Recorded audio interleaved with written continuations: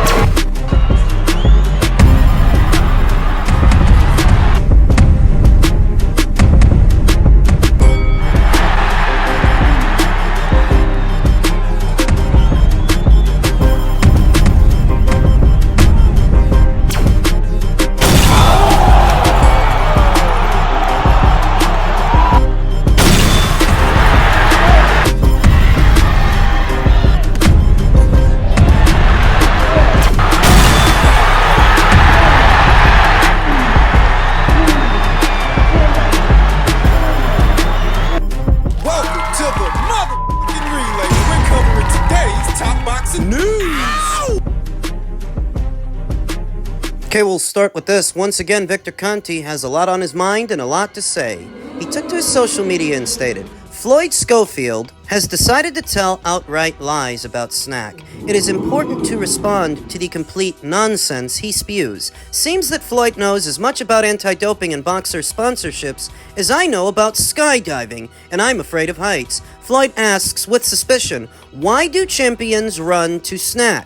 A primary reason is the same as why they run to Nike, Everlast, OnlyFans, C4, etc. It's called sponsorship money. Can you possibly grasp this concept, or it beyond your experience at this point in your career? Secondly, please stop spreading misinformation about drug testing. I don't really know what you are even talking about, but I do know that when VADA does testing of two boxers that they are treated equally. This has been my experience with SNAC boxers doing VADA testing for almost 15 years now. If you continue to spew lies and nonsense, then I will continue to defend what I know to be the truth. If Floyd Schofield continues to defame Victor Conte and SNAC as a company, he may find himself subject to a lawsuit for slander, for libel, for the insinuations he's making. In the spirit of transparency, Floyd Schofield is far from the first fighter to make these same insinuations that what is Victor Conte up to over there at SNAC? What's he really doing with these fighters? I remember that one of the Charlo brothers, he tried to imply the same thing that Floyd Schofield is trying to imply, that a lot of people are trying to imply. Who first? Welcome to Brooklyn. Jamal, what do you make of the news of Willie Monroe testing positive? What was your first initial reaction and how did you find out? Stamp him as unprofessional. Willie Monroe and his whole camp, SNAC, we've been having problems with them in boxing since I was a kid. I've been hearing nothing about bad things about the Victor Conte dude. I advise any young fighter that if you want to get in shape, you do it the real way. You watch those Rocky movies, those Creed movies, them guys training on there, you don't see them taking nothing, doing nothing that's all natural. Some fighters claim all natural, but they unprofessional. They all unprofessional. Trust me, that whole campaign, I don't understand it. A lot of guys are Team SNAC, including guys in your 160 weight class, Demetrius Andrade and Danny Jacobs. Yeah, they all on bullshit. Trust me, that whole campaign, that SNAC shit ain't even spelt right. Think about it. Then nothing is right about it. You know what I mean? They not professionals. That was approximately 7 years ago in December of 2018, a very animated Jamal Charlo that was a lot more interested in the sport then than he is here today. He was suspicious of Victor Conte, he was suspicious of SNAC Systems and all SNAC Systems fighters. After Willie Monroe, a SNAC Systems fighter, tested positive for a banned substance. But is that to suggest that it's only the guys at SNAC, the guys and girls, that might be on something? Because Victor Conte is the founder, and Victor, as we all know, was providing banned substances to high-profile athletes. It's enough to make you suspicious, it is, but it's not one way. The Charlo brothers as a package have given the boxing community at large reason to be suspicious as well. When they skipped out on VADA testing? It's been a lot of bullshit about the Charlos missing a VADA test. We was out doing promotion for our fight. We was out doing something that they told us to do, something they wanted us to do, but then they sent, I guess VADA or WBC Clean Boxing Program to my brother's house. He lives a mile away from me. They, of course, come to my house, but we not there. We out of town. A lofty explanation that encompasses what I'm getting at. It's not one way. If you want to look at Victor and you want to look at all those SNAC Systems fighters in a suspicious light, you can. But what about Alexander Povetkin? That guy tested positive for banned substances, what was it, 2-3 times? What about Luis Ortiz? What about Dillian White? What about Conor Benn? Heather Hardy, Hannah Gabriels, Erica Cruz. There are 1 or 2 SNAC Systems fighters I can think of off the top of my head who tested positive for banned substances, but there are that many more that are not associated with SNAC that also tested positive for banned substances. The point. SNAC Systems fighters aren't the only ones you should be suspicious of. What about David Benavidez having Memo Heredia as his strength and conditioning coach? He literally has the same sketchy past that Victor Conte has. If you're going to be suspicious of fighters due to their association with Victor, then you should also be suspicious of David's association with Angel. Because he might be doping too. For the exact same reason you think all those SNAC Systems fighters are doping. I see it brought up often these days that Terrence Crawford is a SNAC Systems fighter. He only fights once a year. Is it because he's cycling off? Maybe. I mean, the less you're fighting, the less you're tested. But that's rich, coming from a bunch of Canelo fans. Canelo, who literally tested positive for a banned substance in clenbuterol at a time where he was fluctuating in weight more than is normal, more than anybody else. 154 for Liam Smith, 164 for Chavez, then back down to 160 for Golovkin. 175 for Kovalev, then 168 for Callum Smith? Clenbuterol is a weight-cutting agent, and what was Canelo doing at the time if not fluctuating in weight? Cutting weight. Your point. You can be suspicious of Victor Conte and all the SNAC Systems fighters like Shakur Stevenson or Terrence Crawford, even the ones that haven't ever tested positive for anything, but they're not the only ones you need to be suspicious of. So don't treat this like a witch hunt to where it's just these guys. Ryan Garcia is not a SNAC Systems fighter, but he tested positive for something. You're gonna try to argue his innocence to me? Give me a break. So in a sport where all the top-level athletes may be doping, why do some of them choose to castigate the others? Leverage in the court of public opinion. Look at me, I'm the clean fighter. I'm the one doing it right. He's the bad guy. Public favor. I've been watching this sport a long time, and the more I look at it, the more I realize that the entire sport may be doping at every level. In the amateurs, in the pros. So that when one fighter accuses another of doping, it could be because he's trying to draw attention away from himself, projecting his inadequacies onto someone else. Or maybe it's just fear that you're on the gear and so's the other guy, but the other guy's still better than you. You don't take Osterin and suddenly learn how to throw a proper jab or execute a proper L-step, a pivot. You don't take meldonium and suddenly learn how to slip punches properly or roll with punches properly. It still does boil down to your fundamentals and your ability to box, even if you are enhanced. Who isn't? May seem a strange perspective, and there are some exceptions, some, but it doesn't all boil down to the pads. Floyd Schofield. Floyd is trying to cast a negative light and a negative air over Shakur Stevenson due to his association with SNAC and its association with Victor Conte, but Floyd's not actually the one who handles his social media. That's his father. And what I think we've been seeing via his Twitter account are his father's cold feet. His apprehensiveness that you got what you wanted. You asked for this fight. You said you'd be willing to stand in for William Zepeda if he drops out, and he did. Now here you are. But ahead of the fight, which is just a few days away, you're nervous. You want to taint Shakur Stevenson's victory over your son preemptively so that when Shakur wins, people will say it was just the Peds. Because your promoter spends so much money on anti-doping testing? Golden boy. That didn't bother to contract an anti-doping agency for what was the William Zepeda versus Tevin Farmer fight, the first one.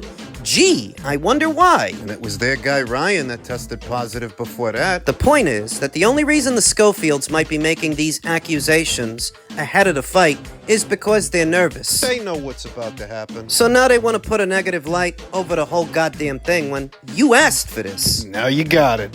Elsewhere in the lightweight division, boxing content creator Boxing Ego stated, "Y'all talk crazy about Tank's resume, but Barrios, Rolly, Pitbull all went on to become champions after Tank L, Ryan Garcia beat Duarte and demolished Devin Haney. And I do believe that Frank Martin can still become a champion. Meanwhile, look at Devin, Shakur, and Keyshawn's wins, and how they aged or will age. Yeah, remove all the context, why don't you? Barrios only became a champion after fighting Ugas, who was out for about a year after Errol Spence Jr. beat him. Ugas was coming off a loss and a year of inactivity in the Barrios fight. Rolly Romero only became a champion due to a dubious stoppage where his punches weren't even landing on an aged Ishmael Barroso. Everybody saw it. His punches weren't even landing, but they stopped the fight, so that right after that, he can get stopped by Pitbull Cruz. Lost his belt. So that Pitbull Cruz can lose the belt right after that to Rayo Valenzuela. Lost his belt. And you can hardly shout from the rooftops about Gervonta's victory over Ryan when you stuck 2 weight clauses on that guy. A catch weight and a rehydration clause. The only way you felt confident enough to fight him is if you handicapped him. Cripple him first, then make like nothing happened, hoping people will forget what you did, but we didn't. Wasn't that long ago. Frank Martin. Don't even start me on Frank Martin. You're trying to sell Frank Martin as a quality win on Gervonta Davis's resume when that's the guy who ducked Shakur. You say he's gonna win a belt? From who? Who's he gonna win a belt from? Where's he gonna win it? At 140? Screenshot this. Screen record it. Keyshawn Davis wipes his ass with this 29 or 30-year-old prospect that has no signature wins and no reason to be remembered. Why is Boxing Ego doing this? Because this past weekend, Keyshawn Davis at only 12-0 beat an unbeaten champion, whereas the older Frank Martin and his 19 fights has yet to win an alphabet title. It's not even that Dennis Berenchik is this amazing scalp. It's that Keyshawn Davis did this at only 12-0, and he's younger than Frank Martin. Who was Frank fighting when he was 12-0? Not a world champion. You're finding that Boxing Ego has to do this more often than usual. Defend Gervonta Davis's flaming pile of garbage that he calls a resume. He has to do this more than usual because the boxing community is turning against him. Even some individuals that might have liked him before, they don't like him as much now. Why? What changed? They have more to choose from. A couple of years ago, Gervonta Davis was the preeminent American fighter at or around these weights. But over time, Devin Haney starts making waves. Shakur Stevenson starts making waves. Now Keyshawn Davis. Now the Americans have more to choose from that they don't need to support Gervonta Davis by default because he's the only American stallion at or around these weights. No, there's more to choose from, and they like some of these other guys more than they like him because at least Devin fought Vasyl Lomachenko, at least Teofimo fought him, whereas Gervonta spent 7 years running from that fight. It's a clear paper trail. And the added effect of the shiny new toy, the shiny new fighter in Keyshawn Davis, shiny new fighters in Keyshawn and Abdullah Mason, both who fight at this same weight. They're not limited to rooting for Gervonta Davis anymore, and they see something in some of these other younger fighters that they like more than they like Gervonta. So when there is mounting pressure on Gervonta Davis to at least fight some of these other fighters that are making waves, Boxing Ego has to defend him, but he's having to do that more and more often. An exercise in futility because he's never gonna fight any of these other guys, and this may be his last year in the sport of boxing. Boxing Ego may not have Gervonta Davis to make videos about for much longer. The mob is fickle, and after a while, they'll find a reason not to like you. Gervonta Davis is not as beloved as some content creators like to let on, because if he were, his numbers would be a lot better. How many people do you really think are gonna buy this Lamont Roach fight? And how many people do you think bought the last one? That's why he's calling it a career. The safe options are drying up, and so is the money, and before he goes to Saudi and gambles his unbeaten record, he'll walk away. He said it himself. He's deathly afraid of being humiliated, of being embarrassed and turned into a meme in the digital era where once it's online, it doesn't go away. So as we usher in a new era in the lightweight division and newer, younger fighters start to create waves, people get tired of hearing the same thing about Gervonta Davis. It's the same story. It's another chapter in the same book. You didn't fight shit, and you're not gonna fight shit. Your resume sucks. In men's super lightweight news, Arnold Barboza Jr., on the heels of his big win over Jack Catterall abroad, will look to jump straight into a unification match with Richardson Hitchins if Teofimo Lopez chooses to vacate the brown belt. the WBO title. We talked about the potentiality of this happening in my previous video. It's conceivable Lopez will drop the belt. If he does, is Richardson Hitchins a viable option? And I don't think so. For the same reason I think Teofimo might drop the WBO, Richardson Hitchins might drop the IBF. Subriel Matias is coming dangerously close to becoming his mandatory challenger. Early next month, the IBF final eliminator between him and Gabriel Valenzuela is going down. And if Matias wins, do you think Richardson Hitchins is going to stick around? Nope. I do not. We all know the IBF are very Johnny on the spot with their mandates, with their mandatories. It won't take them long to put the squeeze on Richardson Hitchins should Matias win next month. I'm not broken up about it. I'm not losing any sleep that we may not get a Hitchins versus Barboza fight, because Hitchins versus Barboza, aesthetically, is the same fight we just saw this weekend. It's not a fun fight. It's not a good TV fight. It's the Jack Catterall fight all over again. I don't actually want to see Arnold Barboza versus Richardson Hitchins, even though it's a unification match. No, stylistically, Barboza versus Matias is a better clash of styles. It's a more marketable fight. Remember that Arnold is a fighter of Mexican descent, and Subriel Matias is from the island of Puerto Rico, another installment in that age-old rivalry, Mexico versus Puerto Rico. Another entry. I don't understand why Matchroom didn't stay in business with Subriel. They should have. You look at the lay of the land and it's conceivable that he will become a champion again. And he is a more marketable fighter than many of the other fighters at this weight. More marketable than WBC champion Alberto Puello, more marketable than Sandor Martin. More than Hitchins. His upcoming fight is being promoted by Fresh Promotions and co-promoted by Dimitri Salita. I think Matchroom made a mistake not staying in business with Subriel Matias, and it just is what it is. But that's who Arnold might end up fighting, not Richardson Hitchins. That IBF final eliminator is right around the corner. And if Matias becomes his mandatory, I do not think Richardson Hitchins sticks around. Many of the bigger names at 140 pounds are now fleeing upstairs to the welterweight division. Ryan Garcia, Devin Haney, Teofimo Lopez shortly. Richardson Hitchins soon right behind them. This proliferation of the somebodies in the welterweight division, it makes it a hotter division and a more lucrative weight class than 140. Arnold and the other guys are going to be left behind to pick up the pieces. Solid win for Arnold Barboza, even though it wasn't really an entertaining fight. The win over Jack Catterall. He traveled abroad to do it.